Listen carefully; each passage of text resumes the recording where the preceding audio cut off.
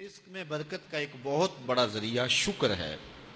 ارشاد فرمایا لَإِن شَكَرْتُمْ لَأَزِيدَنَّكُمْ، اگر تم شکر کرو گے وہ تمہیں اور زیادہ عطا کرے گا، اور اگر تم شکر نہیں کرو گے وَلَئِن كَفَرْتُمْ، کفران نعمت کرو گے إِنَّ عَذَابِي لَشَدِيدٌ، تو پھر میرا عذاب بڑا سخت ہے۔ رزق کے اضافے کا ایک اور بہت بڑا سبب انفاق فی سبیل اللہ ہے۔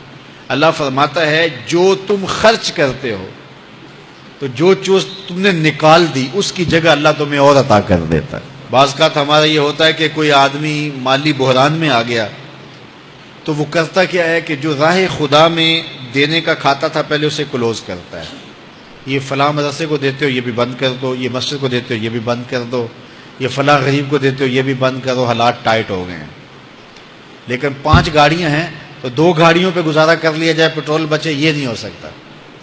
گھر کے لچھن وہی ہیں لیکن بند کہاں سے کیا؟ جہاں سے رزق آنا تھا۔ ہمیں تو یہ حکم دیا ہے جب رزق تنگ ہونے لگے صدقہ دے کے رب سے کاروبار کر لو، صدقے سے تمہارے رزق میں اضافہ ہوگا۔ یہ رب کا وعدہ ہے اور اللہ کے وعدے جھوٹے نہیں ہو سکتے۔ رزق کی برکت کا ایک اور بہت بڑا ذریعہ النکاح ہے۔ فرمایا اگر تم نکاح کرو گے تم فقیر ہو وہ تمہیں غنی کر دے گا۔ لوگ کہتے ہیں بچہ پیروں پہ کھڑا ہو لے تو پھر نکاح کریں گے، اللہ کہتا ہے تم نکاح کرو ہم پیروں پہ کھڑا کر دیں گے۔ ہمارا فلسفہ اپنا ہے، اس کا حکم اپنا ہے۔ وہ کہتا ہے ابھی تو یہ اپنے لیے نہیں کماتا تو جو آئے گی اس کو کہاں سے کھلائے گا؟ میاں جس نے آنا ہے اس نے اپنا رزق لے کے آنا ہے۔ تو بچوں کی شادیاں کرو، اگر وہ جوان ہو گئے رزق نصیب ہوگا۔ اپنے اہل خانہ کو نماز کے حکم دینے سے رزق بڑھتا ہے، کیونکہ جو صبح کا وقت ہوتا ہے یہ رزق کے بٹنے کا وقت ہوتا ہے، اور جس گھر میں صبح کے وقت لوگ سوئے ہوئے ہوتے ہیں وہاں بے برکتیاں ہوتی ہیں۔ تو طلوع فجر سے لے کر کے طلوع آفتاب تک اپنی اولاد کو، بیوی کو، بچوں کو نہ سونے دیں۔ اس وقت رزق بٹنے کے لمحے ہوتے ہیں۔ کثیر دعائیں مانگیں، تلاوت کلام مجید پڑھیں، اور نماز فجر مرد حضرات مسجدوں میں جا کے باجماعت ادا کریں، اور گھروں میں جو ہے وہ بیٹیاں بہنیں مصلے بچھا لیں تو اللہ کی رحمتوں کا نزول ہوگا۔ اب ایک حدیث میں رزق کے اضافے کا ایک اور نسخہ ارشاد کیا گیا۔ میرے حضور نے فرمایا جو شخص یہ چاہتا ہے کہ اس کے رزق میں برکتیں ہوں اور اس کی عمر میں اضافہ ہو تو وہ اپنے رشتہ داروں کے ساتھ سلوک اچھا کرے۔ رشتہ داروں کے ساتھ اگر اچھا سلوک کرو گے تو پھر تمہارے رزق میں برکت ہو۔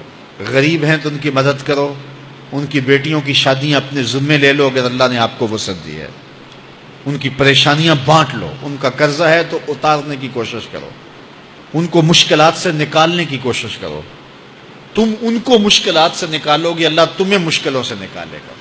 تمہارے رزق میں بھی برکتیں ہوگی اور تمہارے مال میں بھی برکتیں ہوں گی۔ فرمایا بہتر صدقہ وہ ہے جو ناراض غریب رشتہ دار کو دیا جائے۔ اگر وہ پھنس گیا ہے، مجبور ہے، ناراض ہے، تو اس کو اگر دیں گے تمہارا نفس اس میں شامل نہیں ہوگا، تو یہ افضل صدقہ ہے جو ہر صورت میں قبول ہی قبول ہے۔ رزق کے اضافے کا ایک اور سبب الاحسان الی الضعفاء، جو کمزور لوگ ہیں ان کے ساتھ اس نے سلوک کرنا۔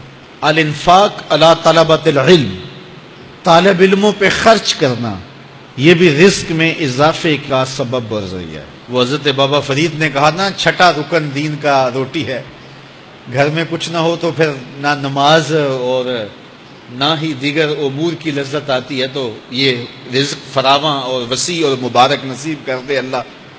تو اس کے لیے ایک اور وظیفہ میں دیتا ہوں، اور وہ یہ کہ مغرب کے بعد 21 مرتبہ سورۃ الکوثر پڑھ لیں، کثرت ہو جائے گی انشاءاللہ۔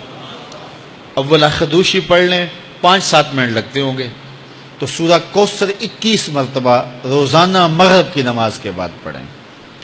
اور اگر بہت زیادہ مسائل ہیں تو ہر نماز کے بعد پڑھ لیں، تو انشاءاللہ آپ دیکھیں گے کہ گھر میں برکتیں اترتی محسوس ہوں گی، انوار کا نزول ہوتے محسوس کریں گے۔ تو یہ وہ رزق کے اسباب ہیں، اگر ہم اختیار کر لیں تو ہم اللہ کی خاص رحمتوں کے حقدار ہوں گے۔ اللہ ہم سب کو رزق حلال، رزق وسیع، رزق سہل، رزق مبارک، رزق فراوان